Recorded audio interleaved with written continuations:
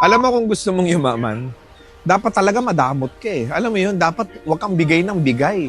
Hindi dapat ubos biyaya. Lalo na yung pagpapadala mo sa mga kamag-anak mo, yung pagpapahiram mo ng pera sa mga kaibigan mo, yung mga gastos na hindi naman talaga kailangan. Dapat maging madamot ka. Dapat maging makasarili ka. Dahil tandaan mo, kapag ka inuna mo yung sarili mo at nagdamot ka sa maraming tao, nakakaipon ka at nakakapagtipid ka eh. At itong pera na to, na matitipid mo at maiipon mo, makakapag-create to ng oportunidad para sa'yo eh. At yung oportunidad na makikreate mo, balang araw, sa kanila rin naman yun eh. Sila rin na makikinabang. So ibig sabihin, hindi ka magiging totoong madamot.